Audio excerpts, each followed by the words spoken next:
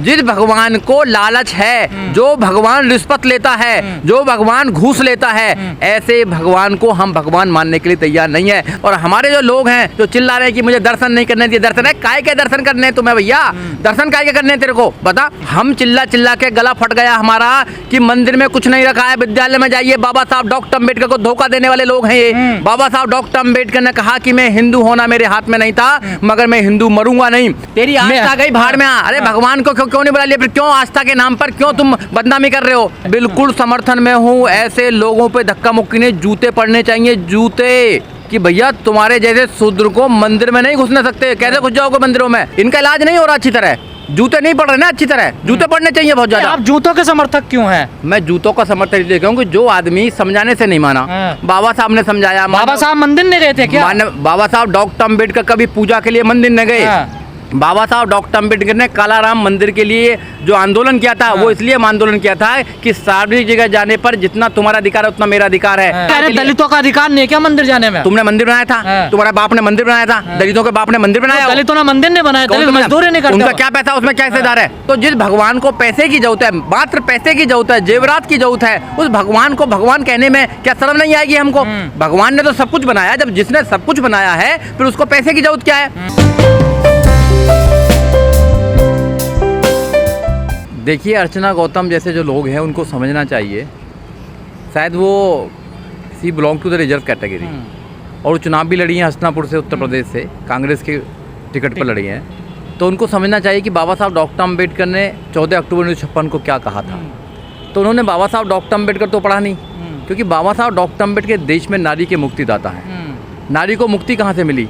ये जो लोग मंदिरों में बैठे, इन्होंने तो नारी को हमेशा से शोषण किया, नारी का। मंदिरों में चाहे वो देवदासी का काम हो, चाहे वो मंदिर के नाम भगवान से शादी करा के उनका शोषण करने का काम हो, चाहे जोगनी प्रथा का काम हुआ। पढ़ना आप यूट्यूब पर देखेंगे या आप गूगल पर जाएंगे तो जोगनी प्रथा के बारे में पढ़ना, आप उन सब चीज़ के बारे में पढ़ना। तो अर्चना गौतम को उनके बारे में पढ़ना चाहिए। अब अर्चना गौतम जो है वो तिरुपति बालाजी में वो दर्शन करने जा रहे हैं। उनको पता होना चाहिए कि भगवान दर्शन उनको देता है जो पैसा देते हैं। तो इन्होंने क्या है कि पैसे का धंधा बना रखा है, वीआईपी लाइन लगा रखी है, वीवीआईपी लाइन लगा रखी है। जो पैसा देगा, जो चंदा देगा, उसको उस पत्थर की मूर्ति के दर्शन होंगे। इट मीन्स कि उनके दिल में वो टोटली भगवान को बेचने का काम कर रहे हैं। और बाबा साहब डॉक्टर अम्बेडकर ने कहा है कि जो भगवान तुम्हारी नहीं सुन सकता है, उस भगवान को देखने के लिए आपको नहीं जाना चाहिए।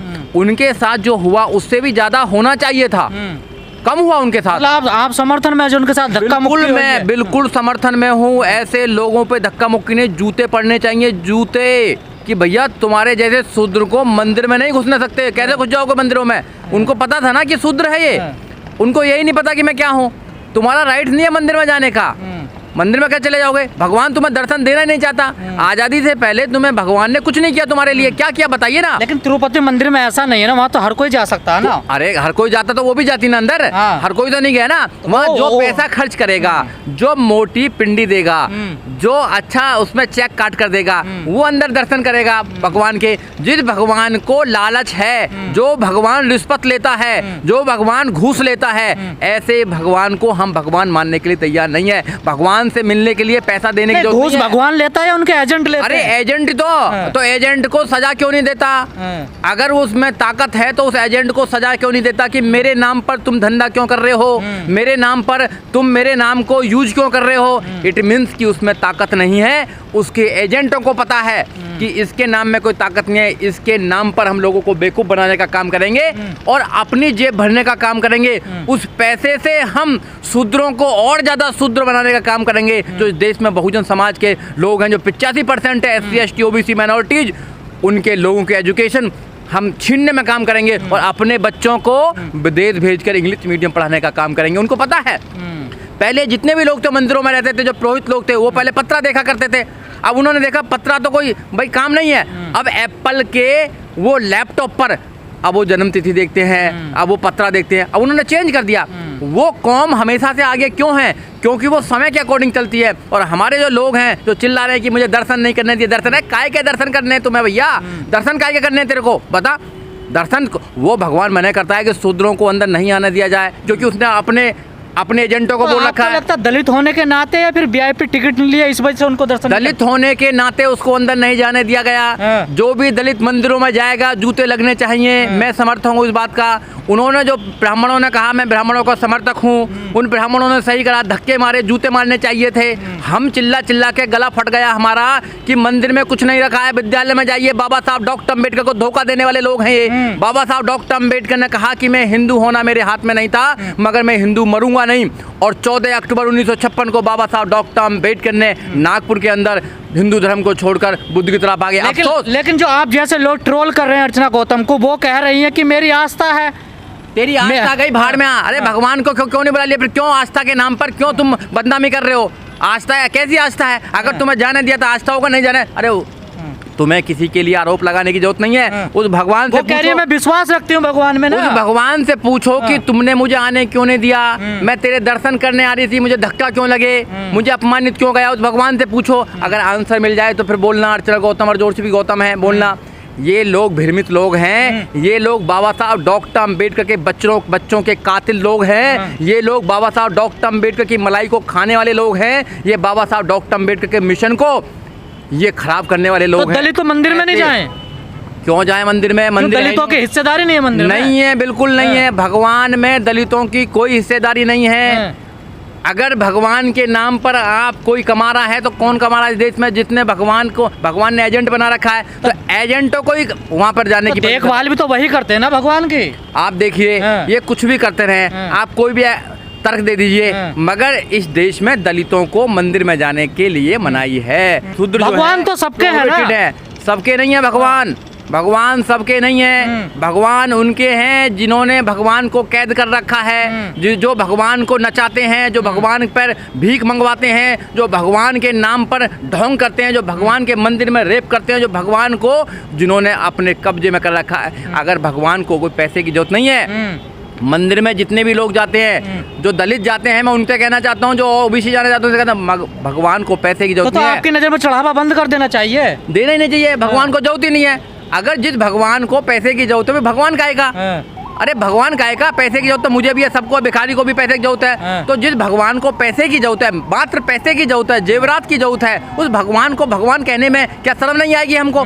भगवान ने तो सब कुछ बनाया, जब जिसने सब कुछ बनाया है फिर उसको पैसे की जरूरत क्या है? तो ये ढोंग है, ढोंग, इसको समझना चाहिए। और अर्चना गौतम ये समझी नहीं है। आज भी वो अपने माइंड से छोटी ही है, अपने माइंड से वो नैरो माइंड है उनका। आज भी भगवान के पीछे लगी हैं, दर्शन के पीछे। कर लो दर्शन। जितने देश के मंदिर हैं, अगर सारे मंदिरों की संपदा को निकाल दिया जाए तो भारत में एक भी बच्चा गरीब नहीं सोएगा, एक भी बच्चा भूखा नहीं सोएगा।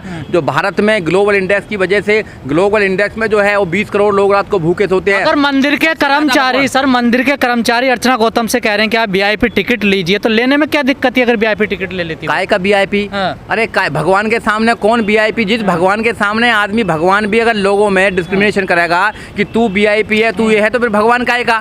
फिर हमारे जैसे लोग भगवान को नहीं मानते। अफसोस कि हमारे जैसे लोग, जो अम्बेडकरवादी लोग हैं, जो बौद्धिस्ट लोग हैं, इस देश में 1% लोग हैं। हम अपनी जनसंख्या बढ़ाने का काम कर रहे हैं। जितने भी दलित भाई हैं मेरे, जितने भी हिंदू भाई हैं, मैं उनसे कहना चाहता हूँ कि भैया आप बाबा साहब डॉक्टर अम्बेडकर को पढ़ें और आप बुद्ध बनने का काम करें। जब तक आप बुद्ध नहीं बनेंगे तो तुम्हारे पास अफसोस ही रहेगा मेरे जैसे लोगों को। तो आप बुद्ध बने, आप छोड़े सिस्टम को।